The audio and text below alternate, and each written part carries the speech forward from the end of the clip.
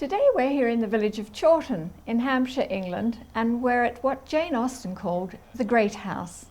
And I've brought you here to meet with the librarian to discuss two really special collections that are housed here. And I've brought you because I've just completed a project that I was really honoured to be asked to assist. It was to help with the development of an online version of the library that Jane Austen visited, knew well, and from whose books there are direct references in her works. Dr. Bevan is the librarian here, so let's go inside and meet him. Hello, nice Hello, to meet you. Darren. Do come in. Thank you.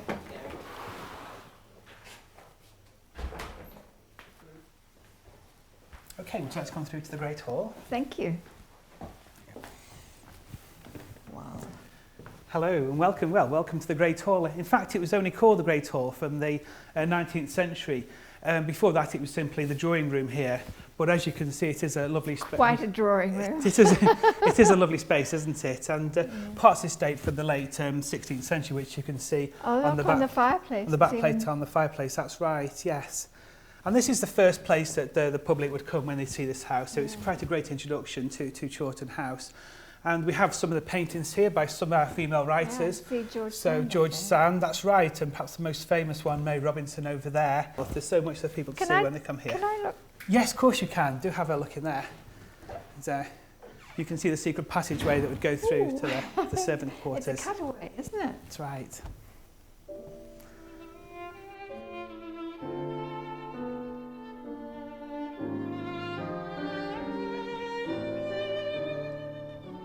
If you like to go into the dining room here.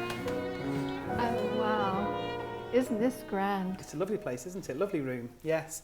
And this is the actual table. Where Jane sat. Where Jane sat and where she dined. So it's one of the original pieces of furniture here, which is rather special.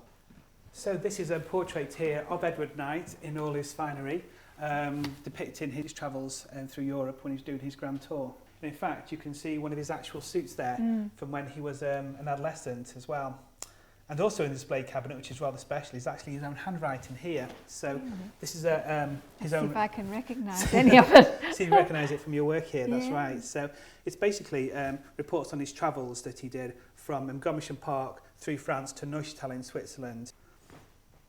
The detail in here. Look at even the wonderful window knobs. Yes.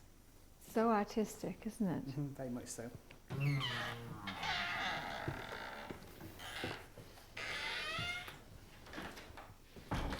So, this is a starting point.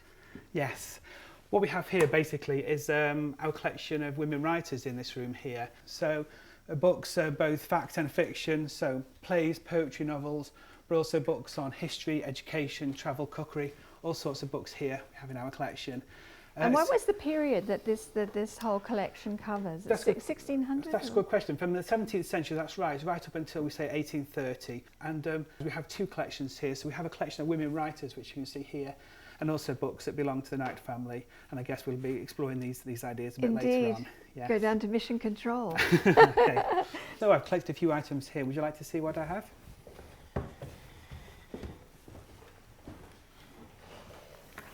So Darren, you've very kindly bought some books for us to have a look at. Yes. What have you got for us? Right, okay. Well, first here we have the library catalogue from Gomersham Park. This dates from 1818, which is the year after Jane Austen died. And it's a fascinating document because basically it tells us what books Jane Austen had access to when she went to visit her brother Edward at Gomersham Park. So if I turn this over very carefully, it is a handwritten document and it's got all sorts of treasures here of books. So, and interestingly, it tells us where, what column it is, what shelf it is. So with this document, it would be very easy to recreate, her library using this data here. And in fact, we do have quite a few of these books still in our collection. In fact, over 1,000 volumes of these books. Wow. We still have in our basement. It's so different seeing it like this and not in a spreadsheet. That's right, that's right. So, and it includes books here. Well, I'll show you one, for example, here. There's one here called Self-Control by Mary Brunton in 3 volumes. And this one is quite important because we know Jane Austen actually read this particular book. She writes to her sister Cassandra that she's at God Mission Park and she's reading Self-Control.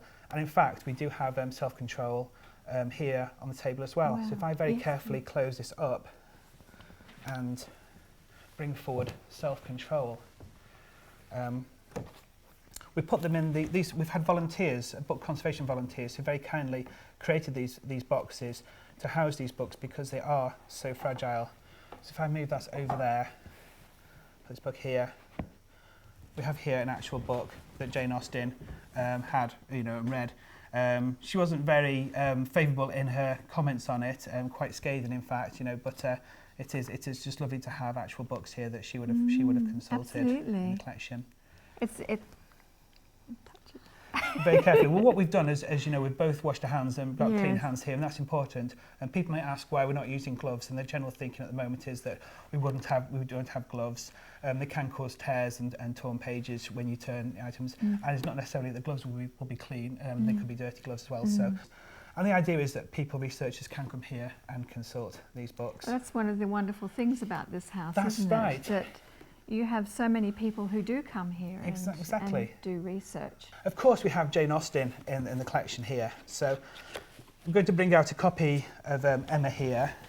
And I suppose one reason I've just brought out Emma is the fact that some people say that Donwell Abbey in Emma was inspired by Chawton House itself, because Donwell Abbey was the house belonging to Mr. Knightley, the Knight family. Yeah. So this is just a lovely illustration of Emma that we have here. This is the first time that you actually get her name, Jane Austen, attributed to the novel, and it's the first time that it's illustrated as well. Was it her third novel by the time that she was actually allowed to That's put her right, name yes, to it? yeah. Jane Austen's novels were never attributed to her in her lifetime. It was always by a lady or by the author of Pride and Prejudice, which was the most famous of her novels in her lifetime. This one is from 1833 by Richard Bentley, and it is the first time we have her name attributed to her novels, and the first time it's illustrated as well. Our collection spans from the 17th, 18th, early 19th century, and basically covers Jane Austen's contemporaries and her predecessors. We have a great collection of works by women writers, both in fact and fiction, from about three centuries here. And one of the ones we have is called Camilla by Frances Burney, which is a very rare book. So here we have Frances Burney, and this is a first edition of Camilla. It's actually very rare because it's actually never been bound. You can see the edges of it. I can see the uncut edges. It's the uncut edges, and it hasn't got the proper cover to it. This is the only time that Jane Austen's name appears in print during her lifetime. So we have Miss Jane Austen of Steventon as one of the subscribers to Frances Burney's Camilla. Burney was a great favourite of Austen, her works, so it's only right that she was one of the subscribers here.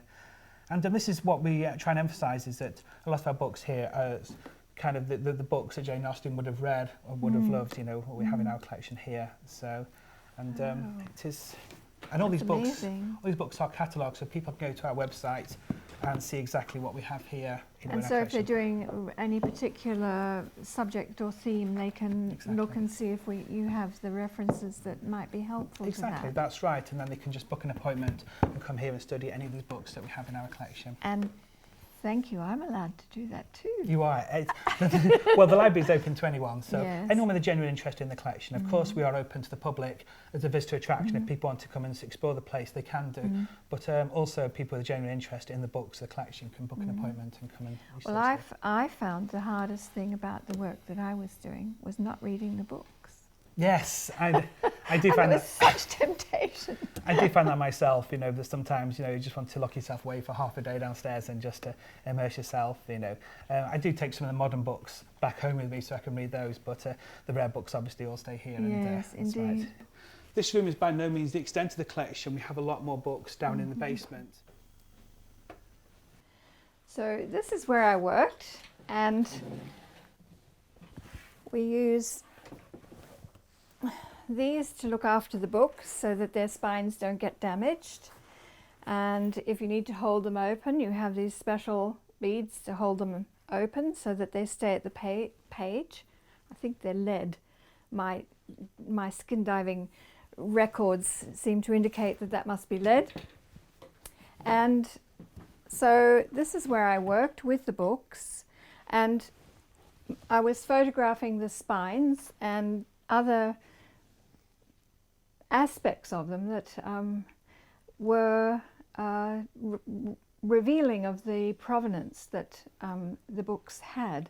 Some of them had things written inside them, and that was really difficult for me to be looking through every book and not reading it.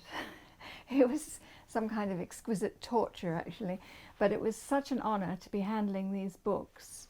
And they range, as you can see, in size. There's the larger books and the smaller ones.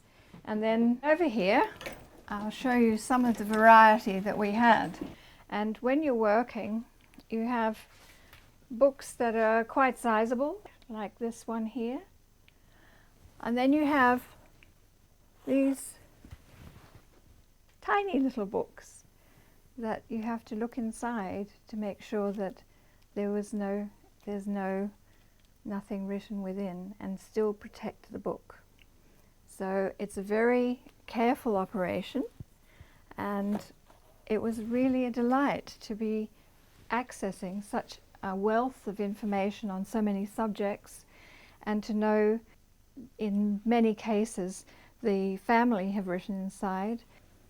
So this is where I worked, and where over many months we photographed over 1,000 books for the collection, and it's been one of the great thrills of my great passion for literature and for books. So, you like the staircase, don't you? I think in I particular, do. Don't you? It goes more and more wonky the higher up you go. I remember going up to your loft, to your eyrie, and Yes. it's a staircase with carrots. It is, isn't it?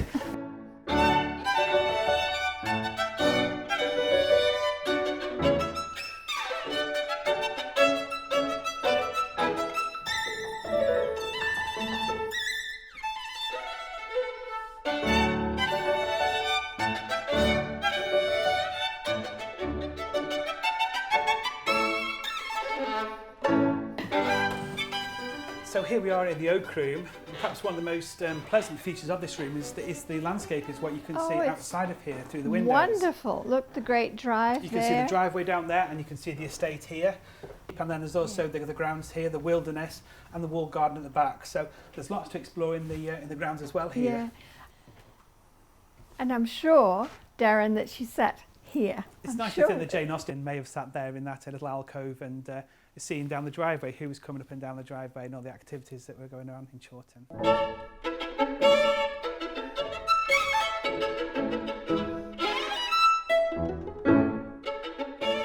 So Darren, thank you so much for the time that you've spent and showing us this amazing place. You're very welcome. Tell us about the opening hours and who can come here and when they can come here and what special events you have at seasons.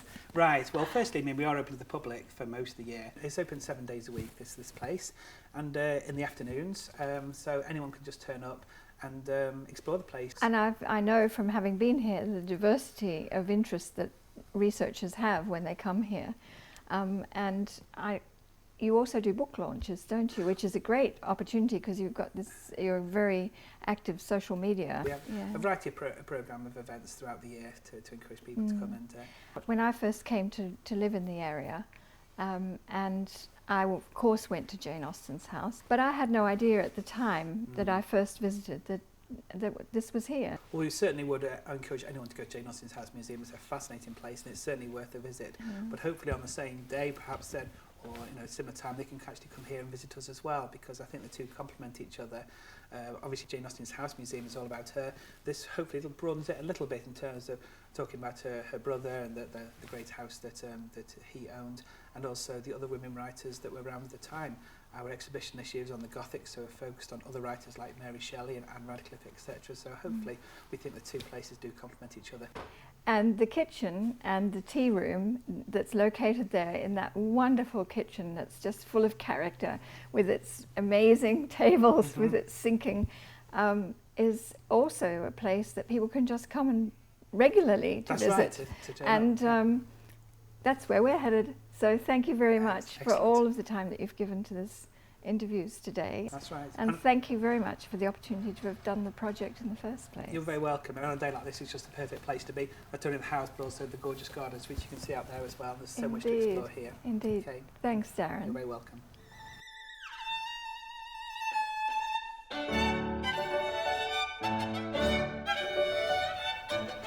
I've done some interesting work in many fields, but handling books that Jane Austen handled and finding handwritten comments like, "What an ugly dress," amazing. And I also found writings of other Knight family members, and some of them were on sheets inserted in the books and not read for hundreds of years. What a thrill. Meanwhile, if you come to England to see the Jane Austen house in the village of Chawton in Hampshire, walk a little further down the road to the big house, here, and sit where Jane sat and enjoy the vistas she enjoyed.